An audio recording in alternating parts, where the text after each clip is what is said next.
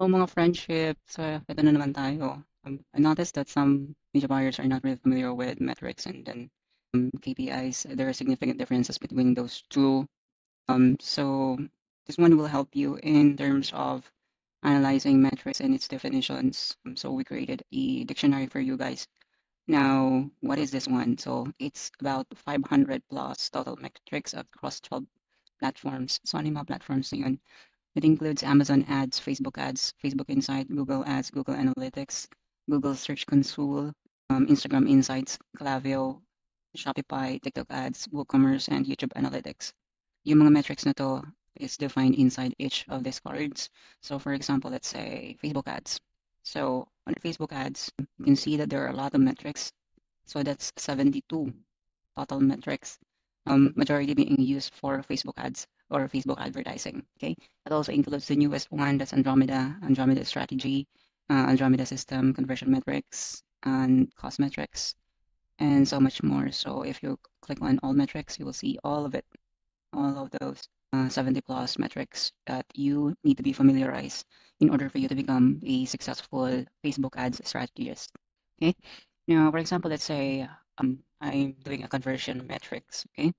So during conversion metrics or if you're running a conversion campaign, then most probably ito yung mga metrics that you are being shown at by Facebook or yung sa Facebook as manager mo. Ito yung mga nakalabas dun sa mga columns. So there is a, for example, CPA. Your CPA, meron din ang technical description or definition, which is, ito dapat yung naiintindihan natin as a media buyer. However, there are sometimes na kailangan mo to explain into your business, sa business side. So you need to bridge that gap. Yung gap ng technical definition and then yung business definition. So in plain English, what's the definition of cost per acquisition? Sabi dito, in plain English or in business language, sabi niya, how much you spend to get one customer to buy or take action. Now, if you spend $500 and gets 10 sales, your CPA or cost per acquisition is $50 per customer. This tells you that if your ads are profitable. So, ang formula niyan, meron section dito for formula. Sabi ng formula dito is your total spend, that's 500 divided by total conversions, which is ang conversions mo is 10 sales. And then how much yung remaining? That will be $50 per customer. And then in a general point of view for USD or US market, sabi nila dito for performance benchmark, that will be good if your CPA metrics is below 30% of the LTV. Now, it will be treated as moderate if that's 30 to 50% of the LTV. There is a caveat dito, must be lower than customer lifetime value or LTV. For e-commerce, there is specific gap for that. That's 20 to $40.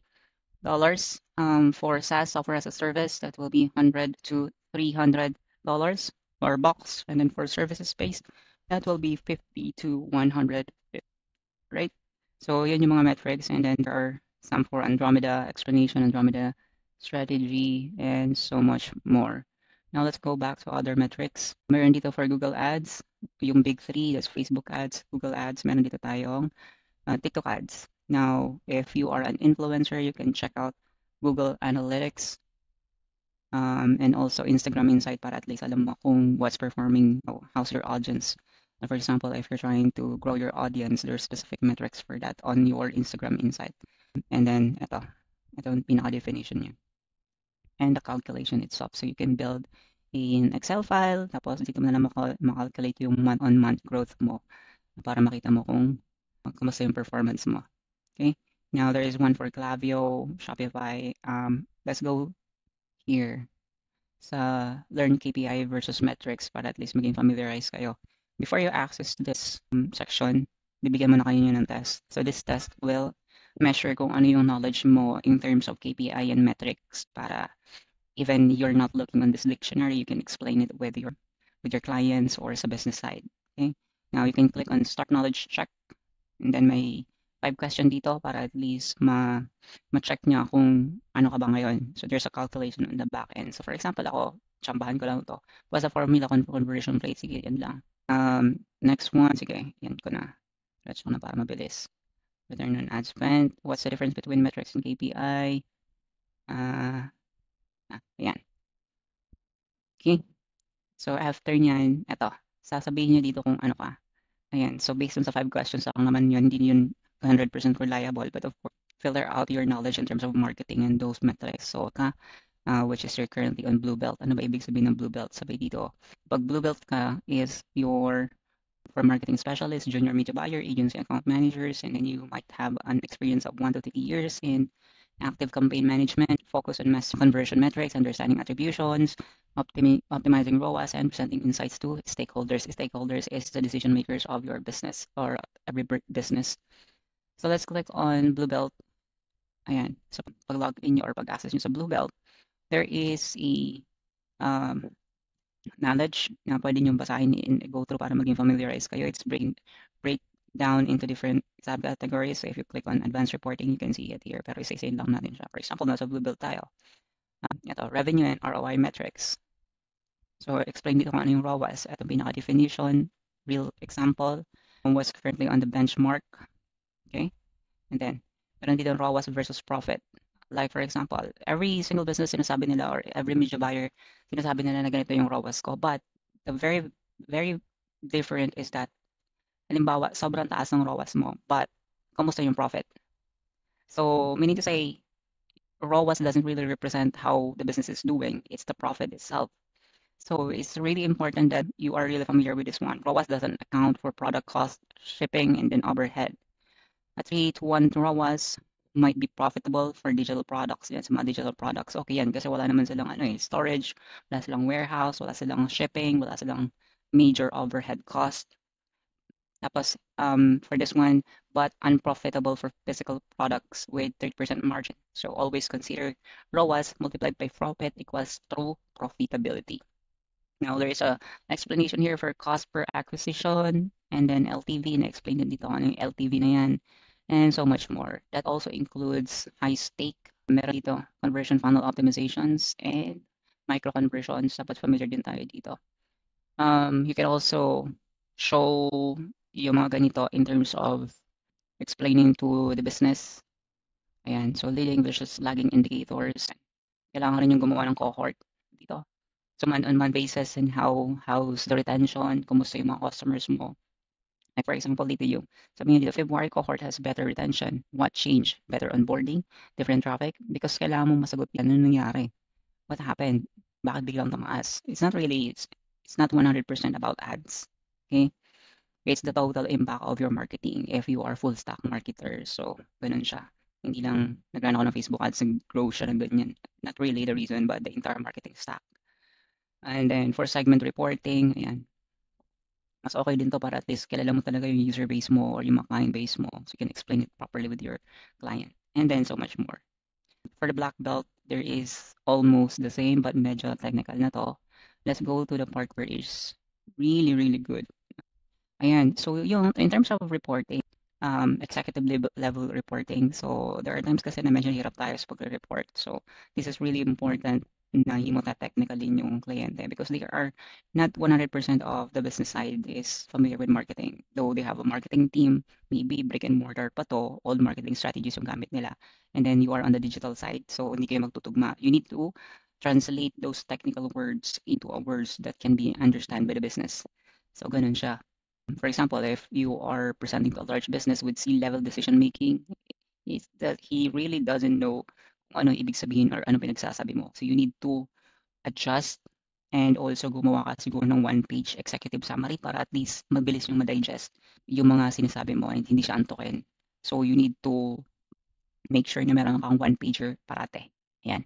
So for example, this one, napakabilis itong i-digest ng executive level. So for example, summary dito, business impact. We generated 1.2 million revenue at 4.1:1 ROAS exceeding 1.1 goal by 20%. Ano mga key wins mo? Google search ROAS improved by 3-to-1 to 6-to-1 through quality score optimization QSO. And then new TikTok channel launch driving 150% or $150,000 in revenue with 5 ROAS.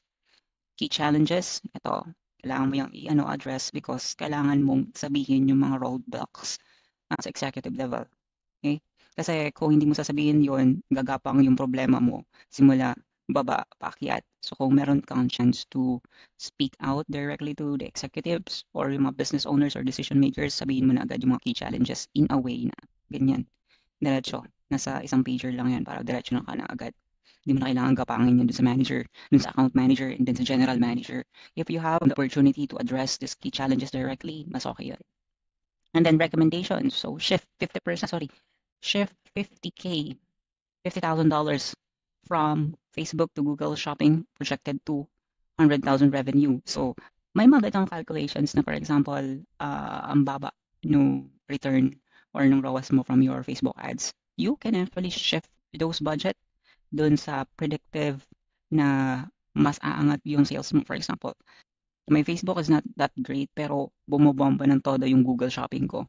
Then, instead of trying to survive yung Google Ads mo dyan, pwede mo yung 50K budget allocation for the advertising cost sa Facebook mo, ilapag mo na dito.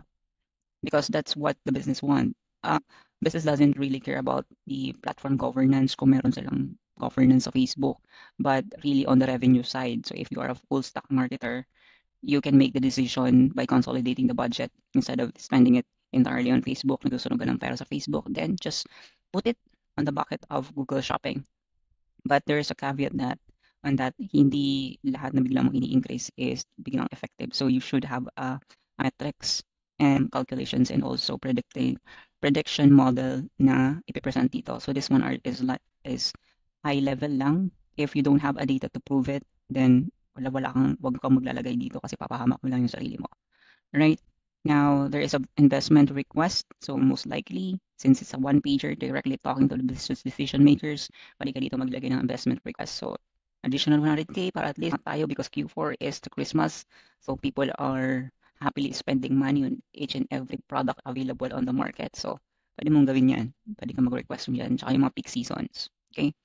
You can also show a strategic dashboard if you have a dashboard. Ano mga kailangan yan? For example, top section, may North Star metrics kayo kung ano yung revenue versus yung goal nyo, ROAS, and then yung current target, mga new customers, customer acquisition cost or CAC, ayan.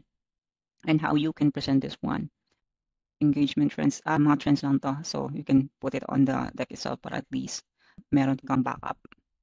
Ayan. And then how you storytell your data. So storytelling is great opportunity for you to hone your skills, especially if you're talking to executives. So kailangan mo i-translate yung language mo from technical marketing stack into a business language. So from this one, halimbawa, structure your story.